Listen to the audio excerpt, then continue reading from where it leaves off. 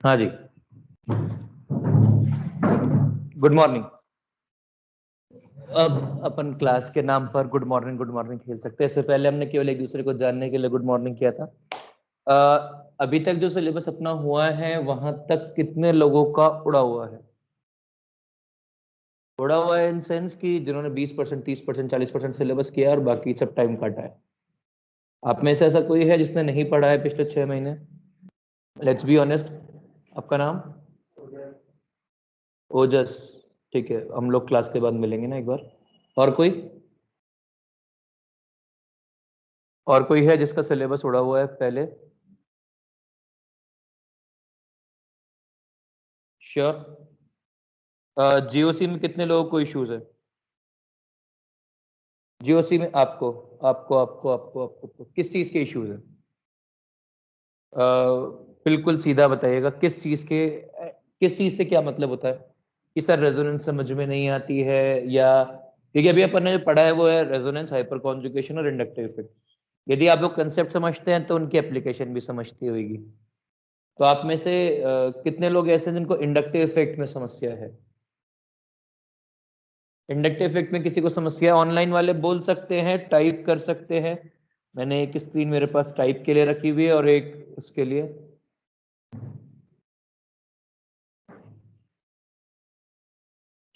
भाई जो भी, आप में से कोई ग्रुप पे नई मीटिंग पोस्ट कर दीजिए प्लीज। कोई नई मीटिंग पोस्ट कर दीजिए, जिस नई मीटिंग का लिंक पोस्ट कर दीजिए। ठीक है।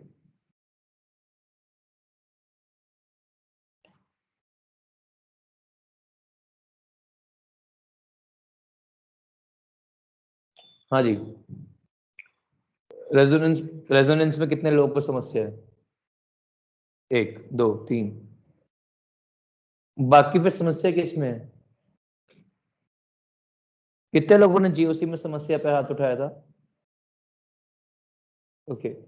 आपको रेजोनेंस में शानदार। क्यों?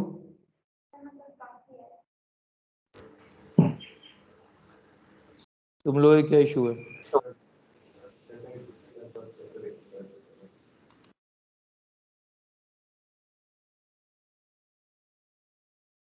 लेक्चर अटेंड के बाद वापस देखने पड़ेंगे। अमान, क्या समस्या है?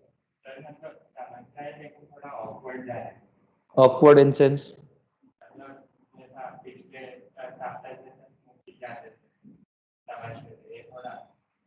नहीं, मतलब जीओसी का एक समस्या है कि है ना, इसमें रेजोनेंस में समस्या आती है जनरली लोगों को, क्योंकि मेरे को भी आती है। ऐसा आपको क्यों बोलूंगा कि भाई परपेंडिकुलर ऑर्बिटल है वो समझाना, कॉन्जुगेशन समझाना, नंबर ऑफ रेजोनेटिंग स्ट्रक्चर समझाना, that is a problem to me. जब मैं ऑफ ऑनलाइन पढ़ा रहा था तो कई बार सोचता भी था कि मैं क्या कर रहा हूँ, पर I had no option left.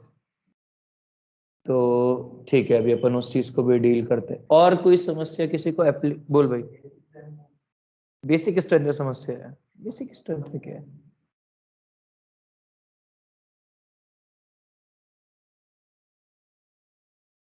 क्या समस्या है?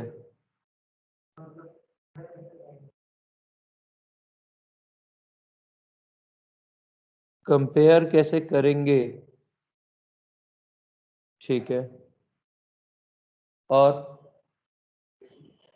बेसिक स्ट्रेंथ और? देखिए, आराम से सोच समझ के बताइए, मुझे कोई ऐसा इशू नहीं है किसी भी तरीके का कि भाई आप बताएंगे तो मैं उसको जज नहीं कर रहा हूँ। आप आराम से बताइए कि भाई कोई इशू है तो।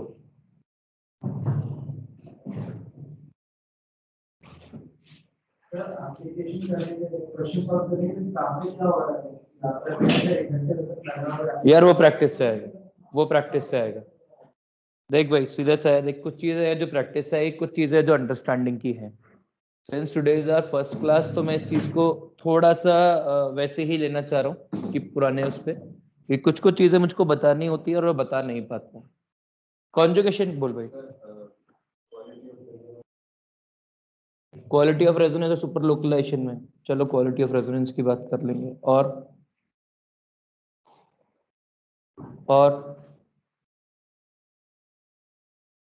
सर रेजोनेटिंग स्ट्रक्चर्स बनाने में। रेजोनेटिंग स्ट्रक्चर्स बनाने में। और यार प्लीज कोई लिंक पोस्ट कर दो ग्रुप पे, व्हाट्सएप पे।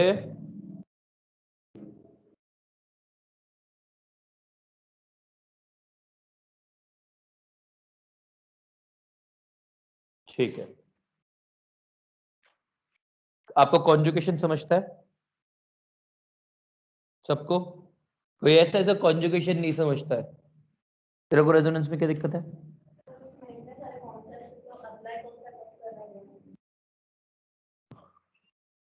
ठीक है, देखिए मोस्ट यदि किसी को ये समस्या नहीं है कि कॉन्जुगेशन है, कॉन्जुगेशन समझता है और उसको इलेक्ट्रॉन फ्लो समझता है, केवल दो चीजें होती है समझने की होती है, एक इलेक्ट्रॉन फ्लो और एक कॉन्जुगेशन। यदि वो दोनों चीजें समझती हैं तो बाकी सबके रेजोनेंस के इश्यूज जो हैं वो मोर और लेस कॉन्फिडेंस टाइप्स है कि आपको आंसर आता है जब समझ में आता है कि हाँ ये आंसर है। जब आंसर का रीजन बताया तो आपको ये भी लगता है हाँ यही रीजन है, पर खुद से लगाने को नहीं होता है, राइट? ये इशू के अलावा किसी को कुछ और इशू है? स्ट्रक्चर्स में सिखा रहा हूँ, स्ट्रक्चर बनाना मैंने सिखाया भी नहीं अभी तक। मैंने सारे स्ट्रक्चर बनाना नहीं सिखाया क्योंकि वो उतनी सी स्क्रीन पे बनते ही नहीं है, तो बनाने को लोगों खुद परेशान हो जाऊंगा। और सर जब आप स्ट्रक्चर बनाते हो ना वो मीटिंग में, तो फिर ऐसे जो फ्लो दिखाते हो सर, फिर एक बार आज थोड़ा डिटेल में बताओ ना कैसे, क्योंकि आप फटाफट ऐसे बना देते हो। नहीं फटाफट नहीं बनाता, बहुत आराम आराम से बनाता, अभी उतनी आराम आराम से बनाऊंगा, टेंशन नहीं ली। चलिए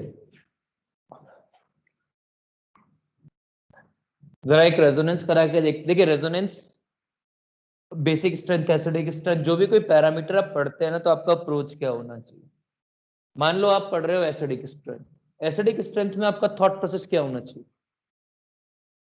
ऐसे बोल,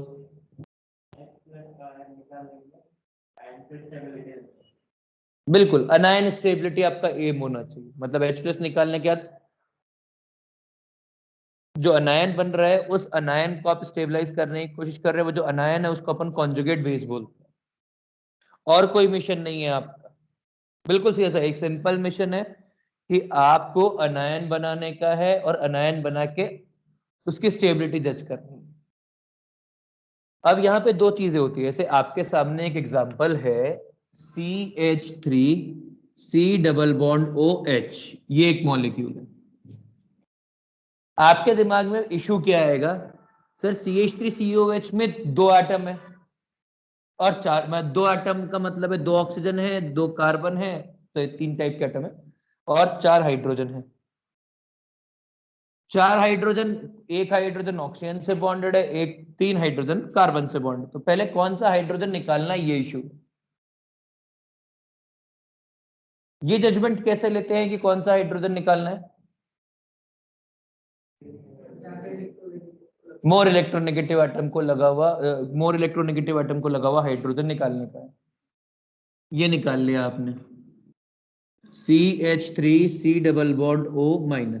अब अनायन स्टेबिलिटी जज करनी है और अनायन स्टेबिलिटी के लिए आप क्या कर सकते हैं? NSM इफेक्ट लगा सकते हैं, रेजोनेंस लगा सकते हैं, चार्ज डिस्ट्रीब्यूशन लगा सकते हैं, ये सब आप काम कर सकते हैं। देखिए अप्रोच बिल्कुल सिंपल रहनी चाहिए, जीओसी में ऐसा कोई हाईफाई रूल नहीं लगता है। जीओसी और मोल कंसेप्ट एक ही टाइप के चैप्टर है। मोल कंसेप्ट किया था आप लोगों ने? कितने लोगों ने सोचा, कितने लोगों को मोल कंसेप्ट इजी आता है और कितने लोगों को मोल कंसेप्ट टफ जाता है? जितने भी लोगों को मोल कंसेप्ट टफ जाता है ना, इसका मतलब ये है कि उन्होंने मोल कंसेप्ट में केमिस्ट्री सीखने की कोशिश की। उनको लगा मैं केमिस्ट्री पढ़ा रहा हूं, मोल कंसेप्ट केमिस्ट्री नहीं है, पता है आपको ये बात? इसीलिए मोल कंसेप्ट किसी भी बुक में नहीं मिलेगा, वो केवल जेई सिलेबस से मिलता है। वो केवल जेई सिलेबस से मिलता है, बाकी मोल कंसेप्ट कोई चैप्टर नहीं है। मूल कंसेप्ट क्या है? मूल कंसेप्ट क्या है? 7th 8th की मैथ्स। मैथ्स। वो जो 8वीं में करते थे ना कि 10 लोग एक दीवार 3 दिन में बनाते हैं, 30 लोग एक दीवार कितने दिन में बनाएंगे, ये था सवाल। अरे आरडी शर्मा भरी पड़ी है ऐसे सवालों से, छठी सातवीं की, याद है? वो है मोल कंसेप्ट।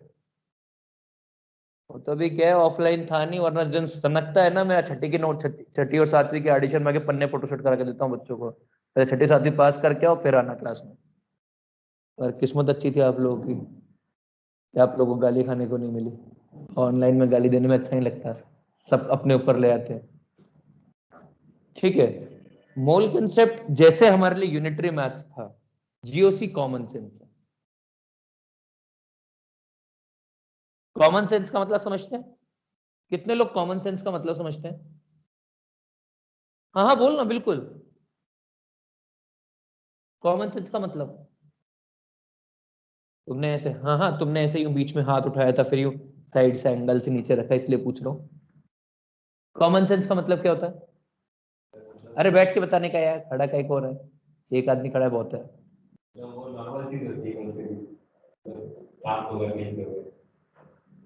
ठीक है,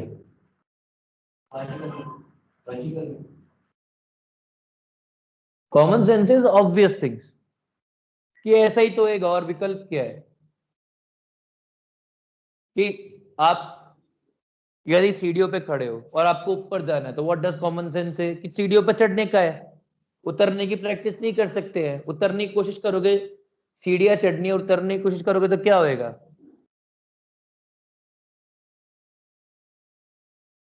क्या नीचे गिर जाओगे? हाँ मतलब ऐसा है कि आप नीचे ग्राउंड फ्लोर पे खड़े हो तो ऊपर जाने का है, और उतरने की कोशिश करो तो क्या होएगा? नहीं होगा क्या उससे? गिरोगे, या फिर या तो गिरोगे या फिर आगे पीछे दो जाएगा पटाक। वाह क्या गजब का बेवकूफ है। सीधा सा है, मतलब this is common sense. GOC common sense होता है कि आपका फ्रेम कैसे वर्क करना चाहिए। प्रॉब्लम ये है कि आप लोग 11th में जब आते हैं तो केमिस्ट्री के नाम पर आपको कुछ नहीं पढ़ाते 10th में। मतलब आपको किसी को भी जैसे गलत फहमी है ना कि उसने 8th 9th 10th में केमिस्ट्री पढ़ी है, वो कुछ मासूम लोग वो जो 10वीं किताब पढ़ के आते हैं,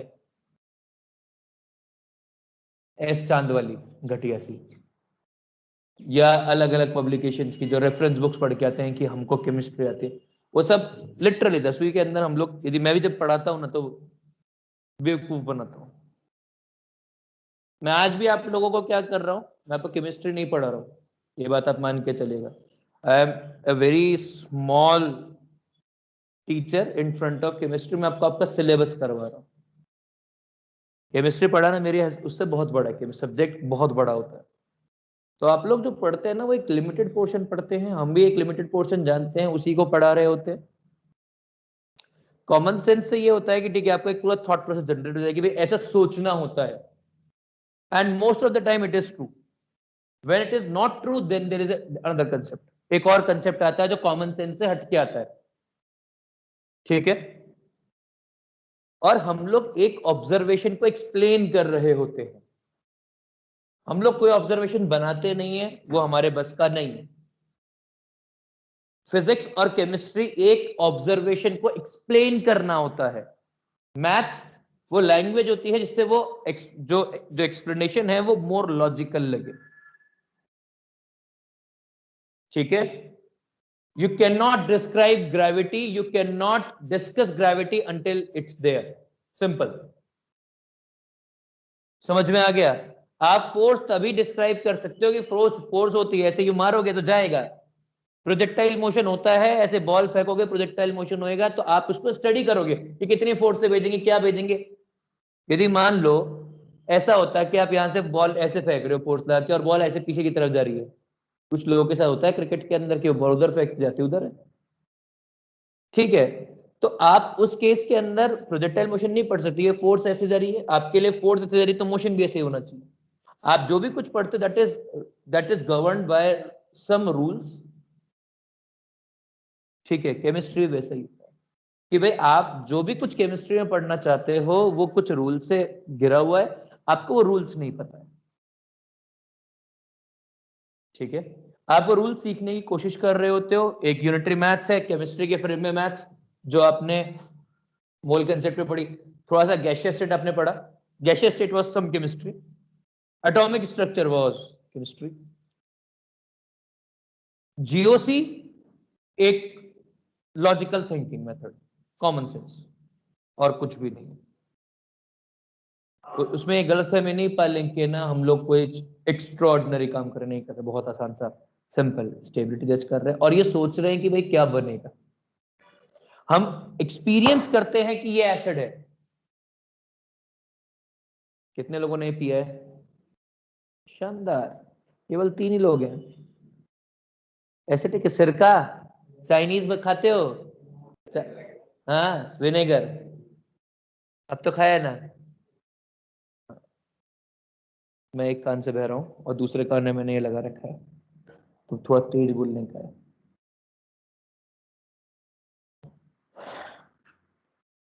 समझ में आ गया? अब आपने क्या एक्सपीरियंस किया? आपने एक्सपीरियंस किया कि जब ये अनायन बना तो इसने H+ लूज किया, तो ये C डबल बॉन्ड O ने H+ लूज किया।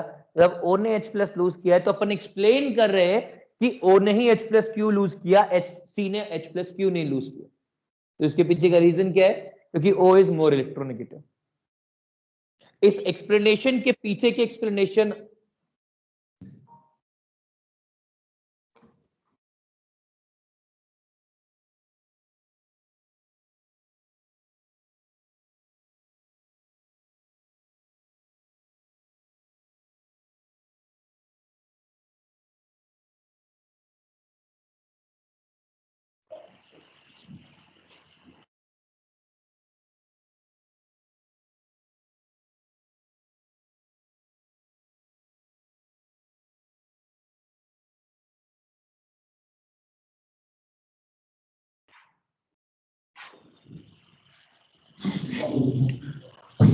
हाँ जी, तो पहली चीज आपके दिमाग में कभी भी कोई एसिड कंपेयर करते हुए किया नहीं चाहिए कि H+ कहां से निकालना है।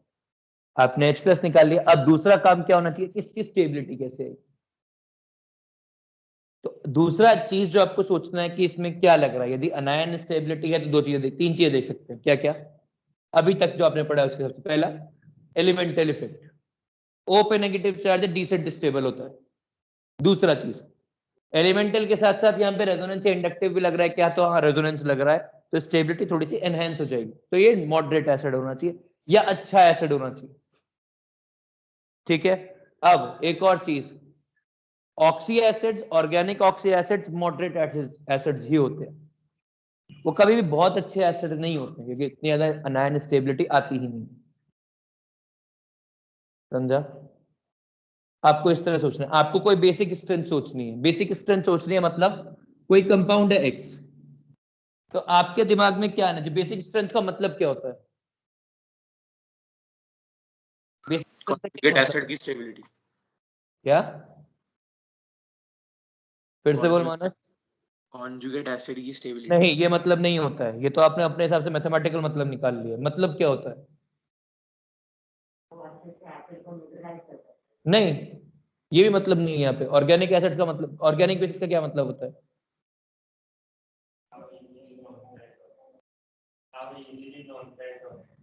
हाँ, वो कितने आराम से H+ से रिएक्ट कर सकता है। उसका मकसद न्यूट्रलाइजेशन नहीं, उसे कोई फर्क नहीं पड़ता है। उसका सिर्फ ये मकसद है कि उसके पास एक लोन पेयर है जो वो H+ को देना चाहता है। सिंपल, उसके पास और कोई ऑब्जेक्टिव नहीं है। तो सबसे इंपॉर्टेंट एस्पेक्ट किसी बेस के लिए क्या होगा? लोन पेयर, नेगेटिव चार्ज कुछ होना चाहिए जो देगा। समझ में आ गया? अब बेसिक स्ट्रेंथ कौन बढ़ाएंगे? जो इलेक्ट्रॉन डेंसिटी बढ़ाए। मान लो मैं बेस हूं, ठीक है, मैं बेस हूं, मेरे पास ये जो है ये लोन पेयर है। अब ये लोन पेयर है, इसके ऊपर जाके H+ बैठेगा। यदि मेरी बेसिक स्ट्रेंथ बढ़ानी है तो क्या करना होगा? वो जो H+ है उसको मुझे ज्यादा दिखना चाहिए। भाई मैं भी बेस हूं और आप सब भी बेस हैं।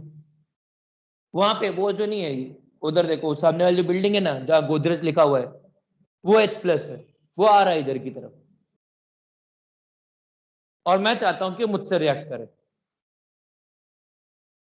ठीक है, यदि अच्छा है तो मुझसे करनी तो आपको, तो क्या होएगा, जब वो H+ आएगा उसको, आप इधर भी लोन पेयर दिख रहे हैं, आप सबके पास भी सर है, आप सबके पास भी लोन पेयर, आपके पास भी दिख रहा है, मेरे पास भी दिख रहा है, वो सेलेक्टिवली किसके पास जाएगा, जिसके पास नहीं, जिसके पास लोन पेयर ज्यादा होगा, जिसके पास लोन पेयर इजीली डोनेटेबल है। इलेक्ट्रोनेगेटिविटी तो बाद की रीजन है, लॉजिक सिंपल सा ही है कि भाई जिसके पास लोन पेयर आराम से देगा उसी के पास तो जाएगा वो। अब आपके पास क्या, आपने रख के दिया उसके, फिर काय को आएगा आपके पास, समझा? तो सिंपल सा लॉजिक है, जिसके पास लोन पेयर आराम से जा सकते होंगे उसके पास जाके अटैक करें। और अब दो ऑप्शन है, या तो मैं खुद से दे दूं, इतना अच्छा इंसान नहीं हूं, तो कोई भी अपना इलेक्ट्रॉन क्यों देगा, भाई मेरा इलेक्ट्रॉन है, मैं कहीं को दूं, सीधा सा, थोड़ी सी स्टेबिलिटी आएगी पर फिर भी क्यों दूं। तो क्या होगा, जो भी कोई, अब इसमें भी एटम्स होंगे अलग अलग टाइप के, elemental effect, the strongest one, कि भाई नहीं है इच्छा तो नहीं, क्या कर लो, एफ एफ 3 लोन पेयर नहीं देता, किसी को नहीं देता, ठीक है, आई 3 लोन पेयर है, किसी को नहीं देता, आई से कोई लोन पेयर नहीं ले सकता, समझ में? पूरी केमिस्ट्री में आई नेगेटिव जिसके पास 4 लोन पेयर है उससे कोई लोन पेयर नहीं लेता, आई न्यूट्रल 3 लोन पेयर है उससे कोई इलेक्ट्रॉन नहीं लेता, भाई वो देते ही नहीं। एच आई, देखिए कुछ चीजें ऐसे, HI HClO4, इनके साथ क्या है, जरा HI को समझते हैं, HI 3 लोन पेयर है, कोई से आके लोन पेयर ले सकता है ना, कोई आ जाए, HClO4 O HCl double bond O double bond O double bond, lone pair की भरमार, लोन पेयर की दुकान है एक तरह से, कितने लोन पेयर है इसमें, 2 2 4 2 6 2 8, पर कोई इससे आके लोन पेयर नहीं निकाल सकता, इसकी इच्छा ही नहीं देने की, समझा? यहां तक क्लियर है?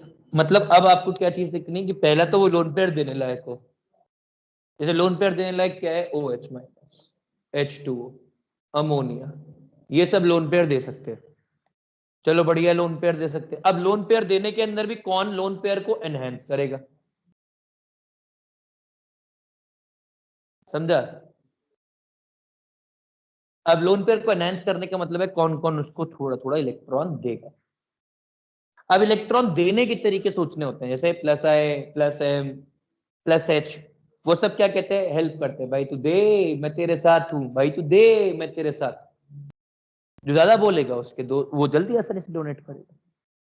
तो बाकी के सब कंसेप्ट तो बाद में लगाए जाएंगे, आपके पास ये वाला आइटम है CH3C डबल बॉन्ड O-, ठीक है, और आपके पास एक है OHC डबल बॉन्ड O-, दोनों में से ज्यादा बेसिक कौन है,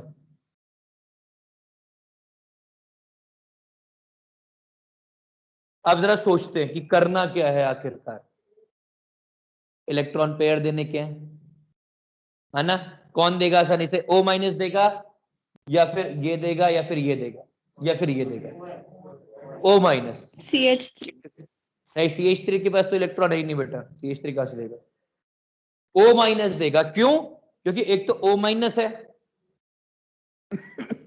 एक तो ऑक्सीजन है, लोन पेयर है, और नेगेटिव चार्ज है, किसी और का भी रख के बैठा है वो O- खुद का नहीं है भाई। यदि आपकी जेब में पैसे रखे हो, मान लो आपकी जेब में 5 लाख रुपए है, वो आपके खुद के, और एक आपकी जेब में एक और आया, किसी और के 5 लाख रुपए, दोस्त दुश्मन एक अलग बात है, और कोई आके बंदूक पे रखे बेटा 5 लाख रुपए दे, सबसे पहले आप कौन से वाले दोगे, दूसरे के, खुद के थोड़ा ना दे दोगे। ये वैसा ही है कि भाई किसी और की चीज देना आसान होता है, ये नेगेटिव चार्ज जो खुद का थोड़ी ना है, किसी और से लिया था उसने, पहले दे देगा, ठीक है।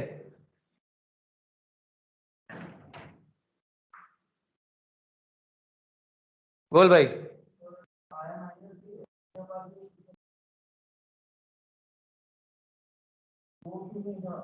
बिल्कुल सही जवाब। अब यहाँ पे अंतर समझ, एलिमेंटल इफेक्ट किस चीज को बोलते हैं। आई माइनस कौन है? आई माइनस कौन है? प्रधानमंत्री ऑफ इंडिया। उसके पास 5 लाख रुपए खुद के हैं और 5 लाख रुपए उसने किसी से ले रखे। एक हूं मैं, मासूम, जिसके पास, मेरे पास भी 5 लाख रुपए है और मैंने 5 लाख रुपए किसी के ले भी रखे। तो और मान ले तेरे को पर्सन एक्स जिसके पास बंदूक है, वो पर्सन एक्स किससे 10 लाख रुपए नहीं या 5 लाख रुपए निकाल सकता है? मुझसे कि प्रधानमंत्री जी से? अब मेरे पास 5 लाख रुपए और प्रधानमंत्री जी के 10 लाख रुपए, तब भी उसको 5 लाख रुपए निकाले तो किससे निकालेगा? मुझसे निकालेगा, प्रधानमंत्री जी से निकालेगा। मेरे हैं पर फिर भी लेके जाएगा ना भाई, मैं आसानी से अप्रोचेबल हूं, मेरे से ले सकते हैं। आई माइनस इज ट्रंप। प्रधानमंत्री भी छोड़ो, इज ट्रंप या जिंगपिन। समझ में आ गया कि भाई उससे उसका कोई इलाज नहीं है। दिमाग में लॉजिक लॉजिक दोनों में से किसी में भी कुछ नहीं है। वैसा है वो भाई, आप उससे ले नहीं सकते हो। ये तो ऐसा है कि भाई एक ये तू है, एक मैं हूं, ठीक है, हम दोनों एक ही लेवल पर हैं। क्या चल तेरे को लगता होगा कि मैं थोड़ा सा बड़ा उम्र में, तो एक तू है और एक तेरा दोस्त है ये वाला, तुम दोनों के पास है इलेक्ट्रॉन, तो कौन आगे तुमसे ले सकता है? ये वाली बात, ठीक है। अब कौन आगे लेगा? दोनों एक ही स्ट्रेंथ की, फिजिकल स्ट्रेंथ दोनों की एक ही, साइज सब कुछ एक जैसा है, दोनों के पास है। अब जो तेरे बाजू में तेरा फ्रेंड बैठा है वो कह रहा है भाई देना यार, भाई देना, तो तू चढ़ जाएगा झाड़ पे और फिर दे देगा। उसका वाला नहीं कर रहा है। सीधा सा पॉइंट है कि भाई आपको इलेक्ट्रॉन देने हैं तो कौन से दे सकते हो आप आराम से, जिसके जो नेगेटिव चार्ज वाले, तो ये वाले जल्दी डोनेट होंगे। बाकी सबसे लोन पेयर इनके पास भी है इन एक्सट्रीम कंडीशन तो ये भी देंगे, पर नॉर्मली नहीं देंगे। अब इसके बाद पॉइंट, अब डिफरेंस ढूंढना है दो कंपाउंड के बीच में। दो कंपाउंड के बीच में डिफरेंस ढूंढने के लिए क्या करना होगा? एग्जैक्टली, डिफरेंस ढूंढना है, मतलब जो सिमिलैरिटी है उसको हटा दो और केवल डिफरेंस पे कंसंट्रेट करो। भाई मैं आपसे बोलूं कि मैं हूं और ये वाला भाई है, हम दोनों में क्या डिफरेंस है? तो ऐसे बोलोगे दो आंखें हैं, उसने उसकी दो आंखें दो कान है, सर पे बाल है, मेरे भी है। फिर आप डिफरेंस के लिए क्या बोलोगे भाई? और डिफरेंस ढूंढने का है तो पॉइंट ऑफ डिफरेंस चेक करोगे ना, कि मैं चश्मा लगाता हूं वो नहीं लगाता है, जितना जितना मेरा वजन है उसमें उसके दो आ जाएंगे। आप ऐसा ही कुछ करोगे ना। ये तो नहीं कह सकते ना कि भाई आपको सवाल है differentiate between these two, both person A and person B both has two eyes, two eyes, two ears, 10 10 20 20 teeths, 2 hands 2 legs. ऐसा तो नहीं करने वाले हो ना। द डिफरेंस इज कि स्पेक्स है, मास्क है या क्लोथिंग स्टाइल है, ऐसा कुछ। तो आपको जब भी कभी डिफरेंस ढूंढना होगा तो पॉइंट ऑफ डिफरेंस ही ढूंढना है। अब इन दोनों में पॉइंट ऑफ डिफरेंस क्या है? OH और CH3। तो आपका पूरा फोकस इतने से रीजन पे रहना चाहिए, बस इतना सा रीजन ही है जो मैटर करेगा। और इसी के अलावा यदि एक और ले ले, N double bond O O, ये लो, ये लो, एक और बन गया। सब में एक ही चीज है, एक और बना दूं, ये लीजिए, S double bond O minus R। सब में एक चीज कॉमन है, इन दोनों में ये चीज कॉमन है, तो केवल इस पे कमेंट होके काम चल जाएगा।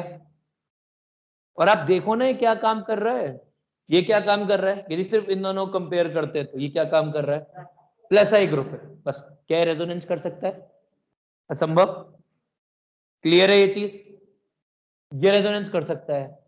और रेजोनेंस, इलेक्ट्रॉन डोनेट ज्यादा किससे होंगे? रेजोनेंस से होंगे कि इंडक्टिव से होंगे? रेजोनेंस से। तो दोनों में ज्यादा बेसिक कौन होगा? OH वाला, क्योंकि वो ज्यादा इलेक्ट्रॉन दे रहा है। ये थॉट प्रोसेस होता है। जितना जल्दी ये थॉट प्रोसेस आएगा उतना अच्छा। अब मुझे मान लो इन दोनों को कंपेयर करना है, इन दोनों को मतलब मेरे को कंपेयर करना है CH3 नहीं CH3 OH C double bond O minus NO O minus. दोनों में ज्यादा बेसिक कौन है? क्यों?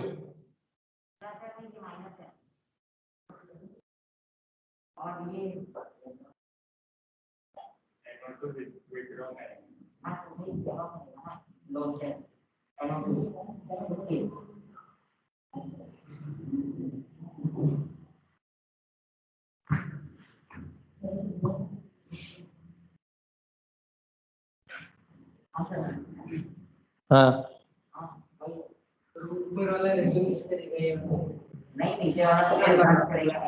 क्लियर नहीं है, स्क्रीन क्लियर नहीं है मतलब मैं स्क्रीन साफ करूं, कैमरा साफ करूं कि तुम लोग अपने आप को साफ करोगे, मतलब अपनी स्क्रीन को साफ करोगे?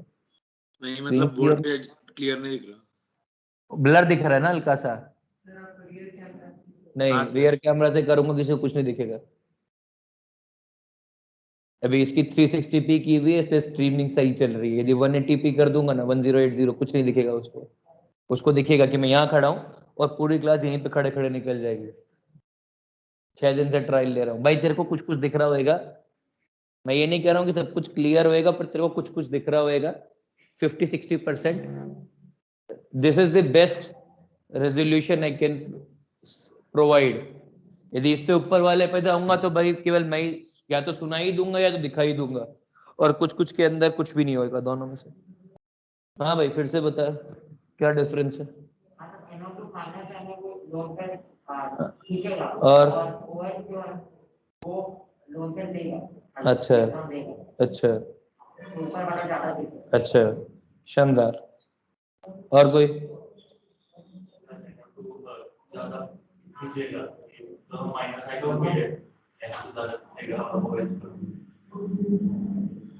और हाँ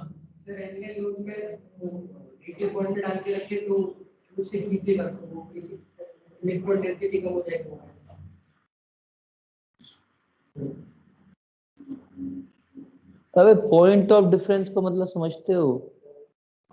हाँ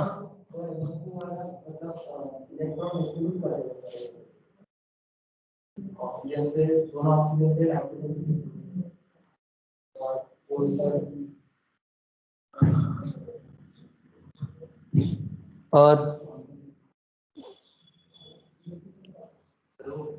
मेरे को ऐसा आंसर नहीं चाहिए, मेरे को बहुत सीधा सिंपल सरल जवाब चाहिए होता है।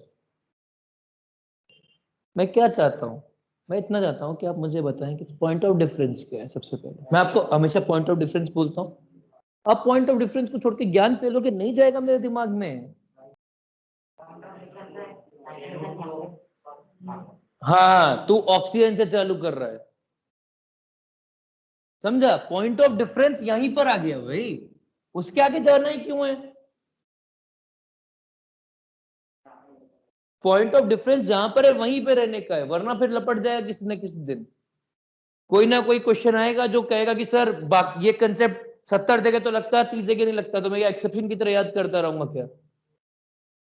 नहीं, point of difference is point of difference. Point of difference कहां पर है? पॉइंट ऑफ डिफरेंस है इस ओ के बाद, ये चीज पूरा डिफरेंस है। समझ में आ गया? अब ये दोनों क्या क्या काम करते हैं? ये दोनों कौन से हैं? माइनस एम ग्रुप है, माइनस आई ग्रुप है। माइनस एम कैसे ग्रुप है? Which is a stronger minus M, ऊपर वाला कि नीचे वाला? नीचे वाला। यदि ये स्ट्रॉन्गर माइनस एम है तो ज्यादा इलेक्ट्रॉन खींचेगा, यदि यहां से ज्यादा इलेक्ट्रॉन खींचेगा तो इलेक्ट्रॉन कम डोनेट करेगा, तो ये बेसिक स्ट्रेंथ नहीं होगी इसमें। समझ में आ गया?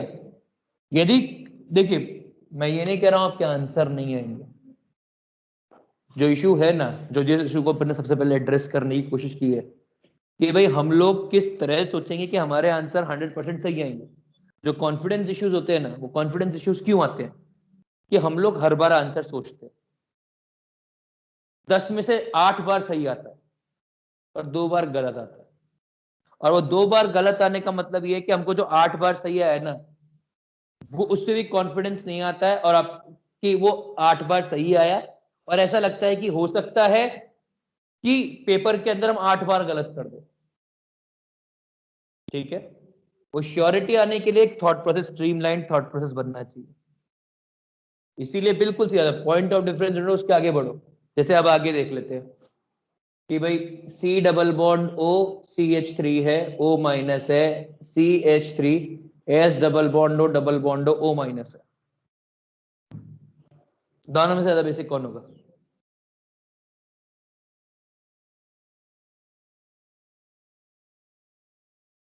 क्या ढूंढना है आपको सबसे पहले? Point of difference. Point of difference क्या है? O माइनस के बाद सब कुछ पॉइंट ऑफ डिफरेंस है, ये पॉइंट ऑफ डिफरेंस है। अब इधर क्या है? ये वाला ग्रुप है, इधर क्या है? ये वाला ग्रुप है। ठीक है, अब आपने क्या कर रखा, देखिए मैंने ये वाला एग्जांपल क्यों लिया, क्योंकि आपने सारे माइनस एम स्ट्रेंथ ऑर्डर नहीं लिखे हैं, लिख भी नहीं सकते हैं। यदि ऐसे लिखने लगेंगे there will be thousands of groups. आप एक एटम चेंज करोगे, आइसोटोप चेंज करोगे, ग्रुप चेंज हो जाएगा, तो लिखते ही रहोगे। क्या होता है, एक चीज होती है, इसको कहते हैं दिमाग चलाना, लॉजिक लगाना। दोनों में से स्ट्रॉन्गर माइनस एम कौन होएगा, नीचे वाला कि ऊपर वाला? क्यों? ज्यादा रेजोनेंस कर रहा है, ज्यादा देर के लिए इलेक्ट्रॉन ओ पे जा रहा है। भाई सेम यही तो आएगी, यहां पर भी इलेक्ट्रॉन ओ पे जा रहा है, यहां पर भी इलेक्ट्रॉन ओ पे जा रहा है, पर दोनों यहाँ पे 2 ओ पे जाएगा, चार्ज डेंसिटी कम होगी, रेजोनेंस बेटर होएगा। ठीक है, दोनों में द बेसिक कौन है? नीचे वाला, नीचे वाला।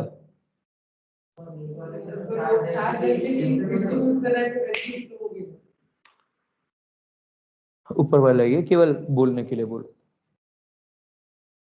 यदि आप लोग बिल्कुल एक स्ट्रीमलाइन थॉट प्रोसेस से जाएंगे ना, तो आपको ऐसे ऐसे कंफ्यूजन नहीं उठेंगे, मैं बोलूंगा तब भी नहीं उठेंगे, और अपने को यही करना है। देखिए, आप लोगों में से बहुत सारे लोग हैं, बहुत सारे कंसर्न हैं जो मैं पहले टैकल नहीं कर सकता था, बिल्कुल सीधा बताता हूँ। इनको भी ये लगता है कि अपना सिलेबस पीछे है। कितने लोग को ऐसा लगता है हमारा सिलेबस पीछे है? 1 2 3 4 5, कितना पीछे लगता है आपको?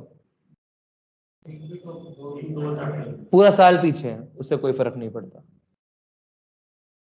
ठीक है, अपना सिलेबस वहां है जहां होना चाहिए था।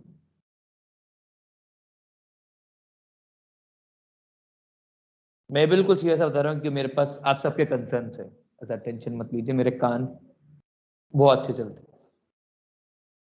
अपना सिलेबस पीछे नहीं है, पहली चीज।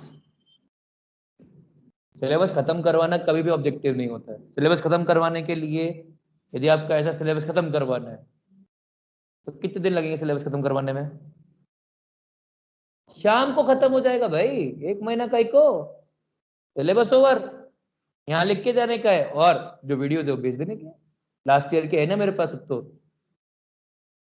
आए ना, सारे वीडियोस पहुंच गए, सिलेबस ओवर। यही तो होएगा। एग्रीड और नॉट? सिलेबस खत्म करना कोई मैटर नहीं करता है, मैटर करता है कि जो अपने सिलेबस किया अपने को कितने अच्छी तरह से आता है, पहला। दूसरी बात, ये तो कहना ही है, औरंगाबाद एक ऐसी जगह है जहां पर ये हवाबाजी चलती है, और मार्केटिंग स्टंट ऐसे ही किए जाते हैं।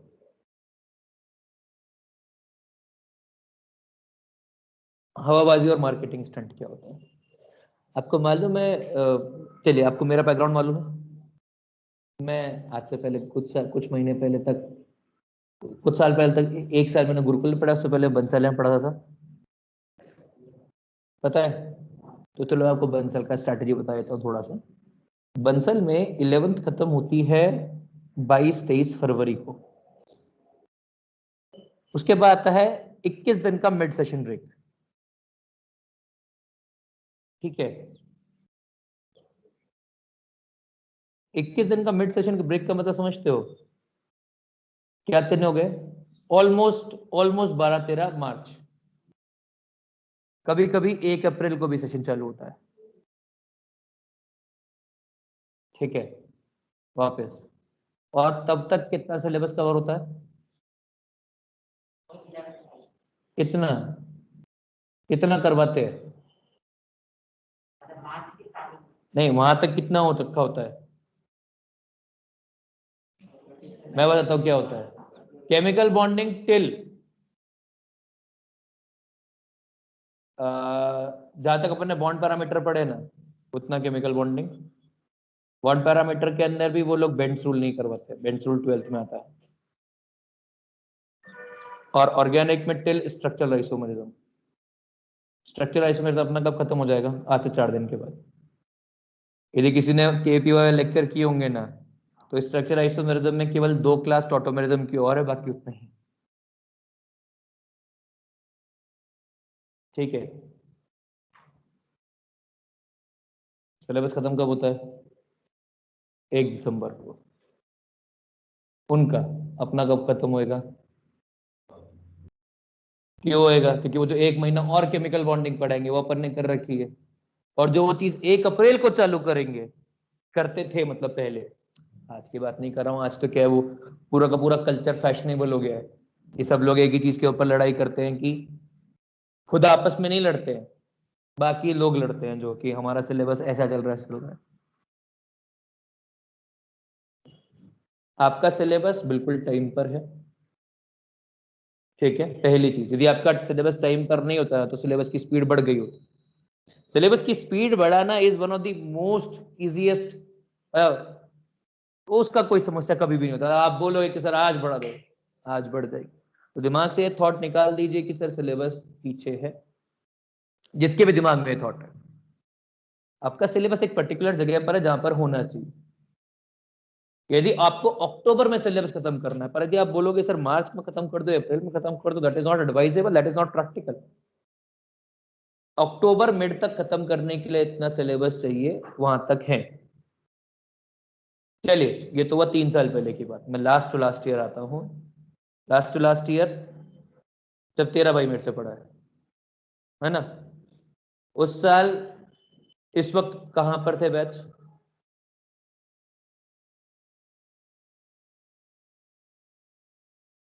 नहीं, मैं बता रहा हूँ कहां पर होंगे बैच आपके हिसाब से। इससे आप पीछे होंगे, किससे आगे होंगे? पीछे। इस मौसम में तो मैं उनको जीओसी के अंदर रेजोनेटिंग स्ट्रक्चर ड्रॉ करवा रहा था, और केमिकल बॉन्डिंग मैंने उसके बाद पढ़ाई है एक तरह से। सिलेबस कब खत्म हुआ था? 3 नवंबर को। कितने को? 3 नवंबर को। 7 नवंबर की दिवाली थी, ठीक है। चलो छोड़ो, उससे पिछला साल आता है। नहीं, ये वाला नहीं, लॉकडाउन वाला नहीं। लॉकडाउन वाले में तो मैंने कुछ भी किया। मैंने क्या किया यार, मुझको नहीं मालूम था कि क्या हो रहा है, तो मैं क्या करूंगा।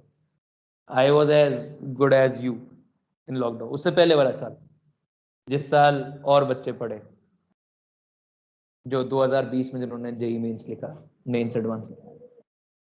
मैं इस पॉइंट पर कब था पता है? मैं इस पॉइंट पर था मई 1 के आसपास। एग्जैक्टली पॉइंट मई 1। सिलेबस कब खत्म होएगा ना? 17 नवंबर को, जिसमें 10 दिन बीच में दिवाली की छुट्टियां थी, ठीक है। तीनों में से किसी भी साल को कम पढ़ाया होगा ऐसा लगता है? किसी को भगाया होगा ये लगता है? नहीं, सिलेबस उतना ही होता है। प्रेम प्रेम की बात होती है। इसलिए दिमाग से ये चीज निकाल देना कि आपका सिलेबस पीछे है। सिलेबस करवाना इशू नहीं होता है। यदि गिन के बताऊंगा ना कितने लेक्चर है, तो भी आपको लगेगा कि हाँ हो जाएगा। तो आपके सिलेबस का कभी इशू नहीं है, इसलिए दिमाग से चीज निकाल दीजिए। बहुत लोगों के दिमाग में डाउट चल रहा है कि सिलेबस पीछे चल रहा है ऑनलाइन के नाम पे। ऐसा नहीं, ये सिलेबस पीछे लगता है ना, तो हम खुद बढ़ाते हैं। अभी किसी को लगता है सिलेबस पीछे है? लगना नहीं चाहिए। आपका सिलेबस टाइम पर है। मैंने उतना खींचा नहीं है क्योंकि मेरे को खींचना पसंद नहीं है। यदि आप देखिए, जेई मेंस और एडवांस के बीच में एक बहुत बेसिक अंतर होता है। किन लोगों का जेई एडवांस में सिलेक्शन होता है? अच्छी रैंक किन की आती है? जिनका 11th स्ट्रांग होता है। पता है क्यों? जेईई एडवांस में कौन सा क्वेश्चन आएगा, आपने देखा हुआ होगा क्या? क्या आपने जेईई एडवांस में कोई क्वेश्चन देखा हुआ होगा? एक भी नहीं देखा होगा।